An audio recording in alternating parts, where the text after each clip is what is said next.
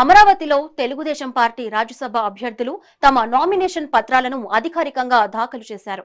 TDP అభ్యర్థులు సానా సతీష్, భాష్యం రామకృష్ణ, చింతకాయల Vijay nomination దాఖలు చేయడానికి ముందు పార్టీ కార్యాలయంలో ఎన్టీఆర్ విగ్రహానికి పూలమాలలు వేసి నివాళులర్పించారు. అనంతరం వెంకటపాలెంలోని శ్రీ వెంకటేశ్వర స్వామి ఆలయంలో ప్రత్యేక పూజలు నిర్వహించారు. ఆలయ దర్శనం ముగిసిన తర్వాత పార్టీ నాయకులు భారీ సంఖ్యలో తరలివచ్చిన కార్యకర్తలతో కలిసి అభ్యర్థులు సైకిళ్లపై ర్యాలీగా అసెంబ్లీకి చేరుకొని తమ నామినేషన్ పత్రాలను సమర్పించారు. అన్ని వర్గాలని అన్ని ప్రాంతాలని సమతూకంగా చూస్తూ ఒక మంచి ముగ్గురు రాజ్యసభ సభ్యుల్ని ఎన్నుకోవడం జరిగింది. మేము ముగ్గురు ఈవేళ నామినేషన్ వేయడం జరిగింది. ఈ నామినేషన్ ప్రక్రియలో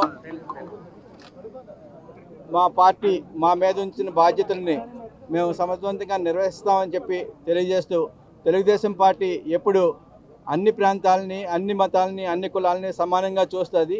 అంచేతే మా నూతన వర్కింగ్ ప్రెసిడెంట్ నారా లోకేష్ గారు వచ్చిన తర్వాత కొత్త తరాన్ని రాజ్యసభలోకి తీసుకురావాలనే ఉద్దేశంతో చిన్న వయసులో ఉన్న విజయ్ని, భాష్యం రామకృష్ణ గారిని తీసుకురావడం జరిగింది. నేను రెండోసారి పదవిలో చేస్తున్నాను. నా మీద ఉంచిన ఈ బాధ్యతకి నేను రాష్ట్ర అభివృద్ధి కోసం ఏం చేయాలా అన్నది మా రాష్ట్ర నాయకుడు చంద్రబాబు నాయుడు గారు ఇచ్చిన ఆదేశాల మేరకు పనిచేస్తామని చెప్పి తెలియజేస్తున్నాను. అందరికీ నమస్కారం అండి. ముఖ్యంగా ఈరోజు చరిత్రలో నిలిచిపోయిన రోజు. ఎందుకు ఈ మాట అంటున్నానంటే, నారా చంద్రబాబు నాయుడు గారు నేషనల్ పార్టీ ప్రెసిడెంట్ వర్యులు, అలాగే నారా లోకేష్ గారు వర్కింగ్ ప్రెసిడెంట్ వర్యులు, ఈరోజు పల్లా శ్రీనివాస్ గారు రాష్ట్ర అధ్యక్షులు, అందరూ కూర్చొని ఈరోజు ఎట్టి పరిస్థితుల్లోని అన్ని వర్గాలకి న్యాయం చేయాలనే ఏకైక ఉద్దేశంతో బీసీల్లో యువకుడన్న నాకు ఈ అవకాశం ఇవ్వడం అనేది ఇది పార్టీ మూలం. అంటే పార్టీ రూట్స్ ఏంటంటే, ఎన్టీ రామారావు గారు స్థాపించినప్పుడు బీసీలకి అతి పెద్దపేట వేసి వెన్నెముక్కలా నించోపెట్టారు ఆయన. ఈరోజు నారా లోకేష్ గారు వర్కింగ్ ప్రెసిడెంట్ అయిన తర్వాత మొన్న మహానాడులు వేదిక మీద ఎంతోమంది యువకులు, ఎంతోమంది కొత్త మొహాలు వచ్చి మాట్లాడుతున్నప్పుడు, గలమెత్తుతున్నప్పుడు ప్రతి కార్యకర్త కూడా ఎంతో సంతోషపడ్డాడు.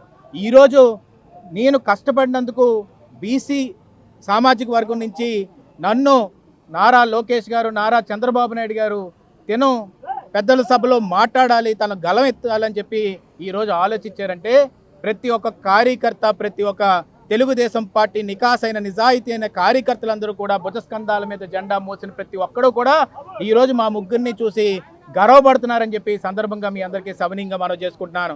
నారా లోకేష్ గారు, నారా చంద్రబాబు నాయుడు గారు ఎప్పుడు కూడా ఒకటే ఏంటంటే, కార్యకర్తని తీసుకొచ్చి అధినాయకుడి కింద సింహాసనం మీద కూర్చోబెట్టాలని చెప్పి ఆలోచన విధానాన్ని ఈరోజు ఇంప్లిమెంట్ చేస్తున్నారని చెప్పి సందర్భంగా చెప్పదలుచుకున్నాను. ఇది అన్ప్రెసిడెంటెడ్, ఎప్పుడూ కూడా చరిత్రలో జరగలేని విధంగా ఈ సెలక్షన్ ఈ విధంగా జరగడం అనేది సంతోషకరమైన విషయం. ఈరోజు రాజ్యసభ నామినేషన్కి సానా సతీష్ గారు, నేను కానీ, లేకపోతే భాష్యం రామకృష్ణ గారు కానీ ప్రతి ఒక్కరు కూడా తెలుగుదేశం పార్టీ జెండాని రెపరెపలాడించే విధంగా ముందుకు తీసుకెళ్తాం. ఢిల్లీలోని గలం వినిపించే విధంగా నారా చంద్రబాబు నాయుడు గారి గైడెన్స్లోని, ఆయన విజనరీ గైడెన్స్లోని, నారా లోకేష్ గారు స్పీడ్ ఆఫ్ బిజినెస్ అంటారు, స్పీడ్ ఆఫ్ ప్రతిదీ కూడా అథెంటికేషన్ ఉండాలి, మాటిస్తే నిలబడే నిక్కాసైన వ్యక్తి నారా లోకేష్ గారు అని చెప్పి ఈ సందర్భంగా నేను చెప్పదలుచుకున్నాను. ఎందుకు ఈ మాట అంటున్నానంటే, యువగలంలో ఏ మాట ఇచ్చినా కానీ అది నిలబెట్టుకున్నారు. జై చంద్రబాబు, జై లోకేష్ గారు. అందరికీ నమస్కారం.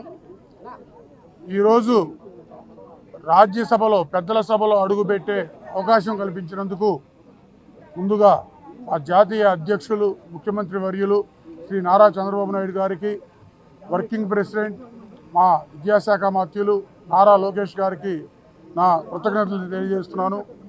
నాతో పాటు మరి ఆల్రెడీ ఉన్న సతీష్ గారిని, మరి యువకుడు విజయ్ గారిని, మరి నన్ను ఈ టర్మ్లో రాజ్యసభకి ఎంపిక చేయటం మా అదృష్టంగా భావిస్తున్నాం. మేము సహచర ఎంపీలు అందరితో కలిసి మరి చంద్రబాబు గారి విజనరీ ఎలా ఉంటుందో అందరికీ తెలిసిందే. దానికి తగ్గట్టుగా ఆ వేవ్ లెంత్ అందుకునే విధంగా మేము కూడా కష్టపడి మరి అందరం రాష్ట్రానికి కావాల్సిన నిధులు కానివ్వండి, ప్రాజెక్టులు కానివ్వండి తీసుకురావడానికి మరి సమిష్టిగా కృషి చేస్తామని తెలియజేస్తున్నాం. ముఖ్యంగా మా లోకేష్ గారు ఎంతో ఇష్టంతో తీస్తున్న విద్యాశాఖ, మా ప్రొఫెషన్ కూడా విద్య కాబట్టి మరి ఆ విద్యాశాఖకు సంబంధించి సెంట్రల్ నుంచి ఏమేమి కావాలో సదుపాయాలు కానివ్వండి, ఫండ్స్ కానివ్వండి, ఏం కావాలి, ఏ కార్యక్రమం అయినా సరే ముందుగా ఆంధ్రప్రదేశ్కి వచ్చే విధంగా మేమందరం కలిసి కృషి చేస్తామని తెలియజేస్తూ మాకు ఈ అవకాశం ఇచ్చినందుకు మరొకసారి మరి తెలుగుదేశం కార్యకర్తలకి, తెలుగుదేశం నాయకులకి, ముఖ్యంగా చంద్రబాబు నాయుడు గారికి, లోకేష్ గారికి ధన్యవాదాలు తెలియజేస్తున్నాం.